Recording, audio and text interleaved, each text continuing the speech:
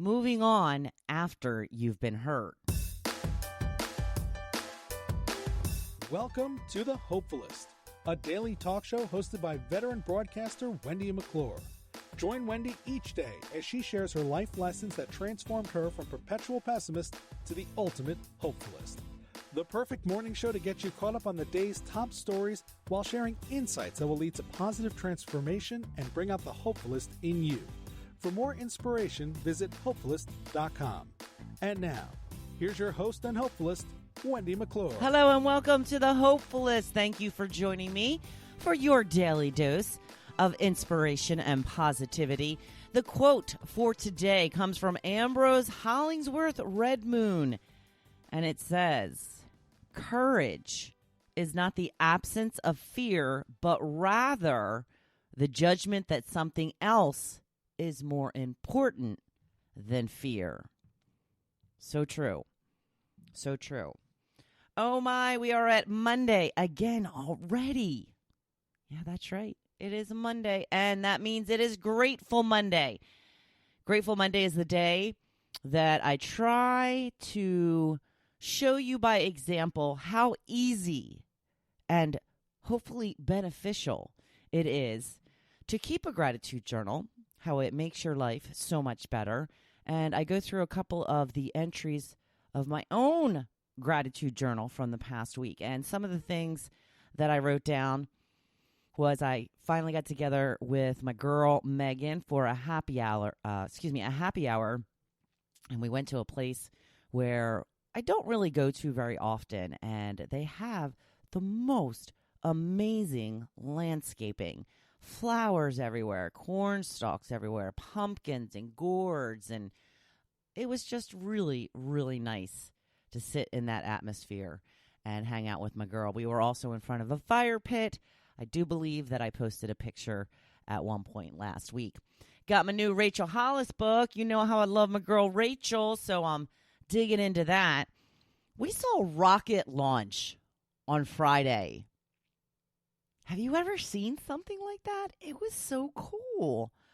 We went over to the neighbors. They have an upper deck, and we just hung out there and waited for it.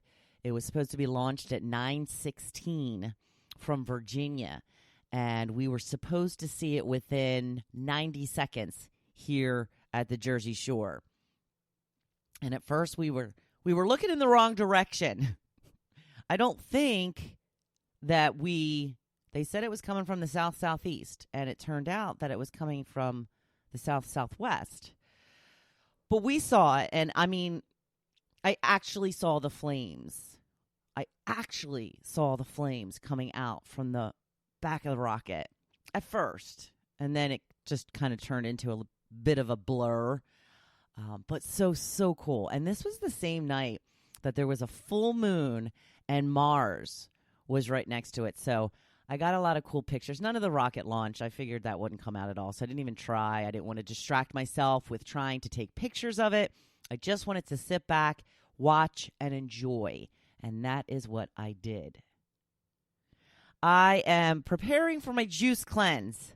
I mentioned my juice cleanse starting on Wednesday. So I have a couple of days of what they call detox to get through to prepare my body for this juice cleanse. And day one, success. Watched all day of football yesterday with not one adult beverage. Yay me, right? And since I started the detox process, normally I would be having, a cheeseburger or hot dogs or maybe wings or something like that since we were watching football. No, we had a yummy, delicious salmon dinner with fresh asparagus. One of my favorite dinners. So I'm preparing to not do anything for Wednesday, Thursday, and Friday, which is the day of my juice cleanse. I'm going to try and work ahead a little bit. I think I'm going to do the podcast live on Wednesday, Thursday, and Friday. I think I'm going to just try and get everything prepared beforehand. I don't know. I might pre-record. I might. We'll see how it goes. I've been warned that I will have a lack of energy. I'm guessing I'm going to need to be by a bathroom for those 3 days. So I am preparing. I'm working ahead these 2 days so that I can kind of relax and just go with the flow for Wednesday, Thursday, and Friday. I can do anything for 3 days, right? Juice cleanse, no problem. I've got 6 throughout the day. So that means basically I can have one every 3 hours, and it'll still take me up to like 7 o'clock. So I can even kind of squash it down a little bit more. And I get either one serving of vegetables per day or a serving of nuts per day. So I'm going to go with the nut option. And I haven't decided yet when I'm going to have my one chewable meal throughout the day. It's not going to be a very large meal, but we'll see. I can do anything for 3 days, right? Right? I need some backup here, people. I can do anything for 3 days. So I'm preparing my mind, hopefully preparing my body, and here we go. I will keep you posted. The topic for today, I wanted to know, and why do I want to talk about this when I'm going through detox? What is your favorite comfort meal? My favorite comfort meal is a big, old, yummy, delicious meatloaf with a big old side of mashed potatoes. That is some stick-to-your-ribs kind of meal. Corinne says chicken and dumplings. Michelle says buttered noodles, fried breadcrumbs, stewed tomatoes, and meat cakes. Adele says meatloaf, mashed potatoes, and gravy. I've never been a fan of brown gravy. Nikki says macaroni and cheese, please. Lori says stuffed peppers. My husband has been cooking all day. Marianne says anything with pasta and cheese. Megan says chicken casserole. Let's see. Marcy said Ben & Jerry's, which I thought was pretty funny. Another for mac and cheese from Mary. Joe says pizza. Michelle says nachos. A lot for mac and cheese. Kimberly says homemade soup and homemade bread. I had some homemade bread over the weekend. It was to die for. Loved it.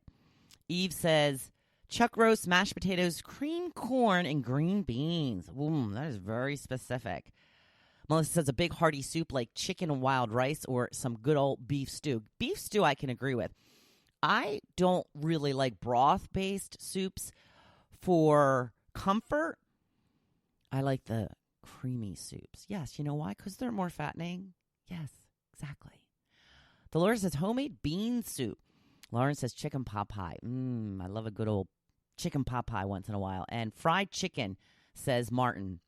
So there you go. There's some of the comfort food that you like to indulge in from time to time. I hope that I didn't make you too hungry first thing this morning. But moving on to today's blog post. All this week, our focus will be coming back from setbacks in our life. There are many times we get knocked off our feet, and the only way to truly live fully is to get back up and go again. Today we're going to focus on how to move on after being hurt. And I know how hard it can be. I have been there many times. It takes so many forms as well. It's not just about relationships. It's about job losses, health crises, lost friendships, and how to come back stronger than ever. But today we will concentrate on the loss of a relationship. Maybe you were left, or worse, maybe you were betrayed. There is nothing like the pain of a broken heart. It seems unending. It seems like life will never be the same, and it likely won't. It's important to give yourself the proper time to grieve the loss of a relationship. Only you can determine how best to do that. Stay in bed for days, cry, scream, throw things, whatever it takes. Get those feelings out. The hardest part, I think, is to move on from the why. You want to know why this happened to you. You want to know why some people have seemingly perfect relationships and yours had to end. You want to know what you should have done differently. It is important to evaluate what you did to contribute to the situation. Sometimes you added to the problem, as most people do to some extent. Maybe you tried to make amends, but it was too late. This doesn't mean you're a bad person. It means you are a human who is flawed and makes mistakes. Even when someone does bad things, it doesn't mean you are a bad person. You are someone who made a mistake. We tend to get into unhealthy patterns in our relationships, and it can be really hard to break out of them. If you weren't able to do it, break out of that bad pattern, you certainly aren't alone. This is a common problem, and many people are guilty of it. Now that you know better, you can do better, even if it has to be with someone else. Maybe you were cheated on and then left on top of it. You feel betrayed, and you should. This is when the why question becomes so dangerous. Sometimes there's no answer. Sometimes there is an answer, and you really don't want to know it anyway. This is the hardest part of moving on. You have to get over the desire to know all the answers. After a time of grieving and reflection, and you are still baffled as to why this happened, it's time to let it go. Yes, I know, easier said than done, as everything is easier said than done. But here's the truth that you don't want to hear. Life, it's not fair. Just because your marriage fell apart and all of your friends are happily married doesn't mean that you did something wrong or there is something wrong with you. It means that you were dealt a bad hand and you are the only one who can turn the game around. I see people all the time that I feel don't deserve the good life that they have. You know those people, the ones who didn't follow any of the rules, yet they seem so happy and have all the things you wish you had in your life. Guess what? It can be unfair. Or maybe that person is secretly crying every morning in the shower because they have to put on an act every day.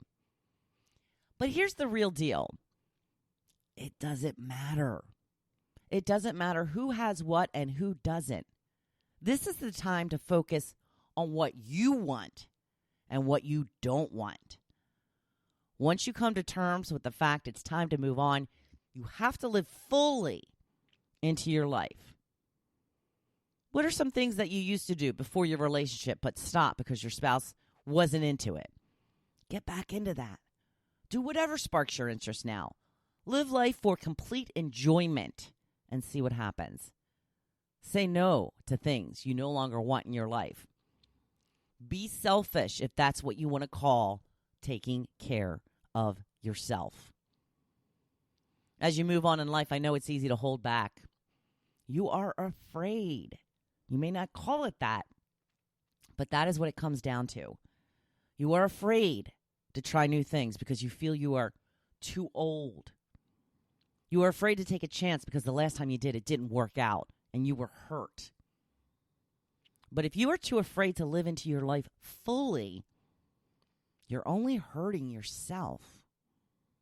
You are letting the person who already hurt you continue to hurt you by holding yourself back. You are doing the same thing if you are playing it safe by settling for things that you aren't truly happy with. Good enough is not something I want you to live your life by.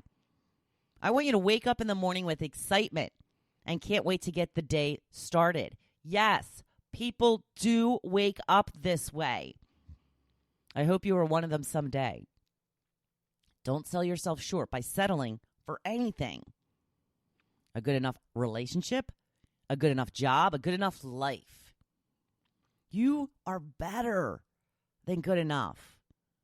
I want you to be great, and you can be. You know deep down when you are operating on a good enough strategy. Maybe you aren't at great yet. Keep at it. Hold out for the very best. Keep searching for that dream, because once you find it, there will be no regrets. I promise you. There is so much in this life that is unfair. There are so many times we get things we don't deserve, and yes, it totally sucks.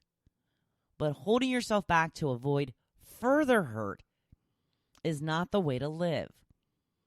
And telling yourself that you did everything right and still lost just won't help you get to the great life that is waiting for you. You have to stop thinking that. I know it's hard. Work on it. Take a chance on yourself.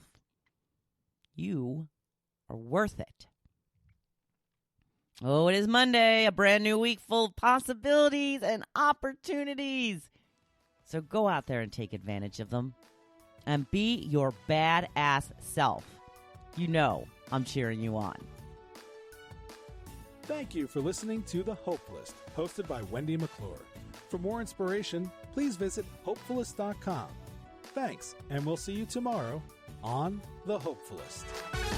Asking why will only make yourself crazy.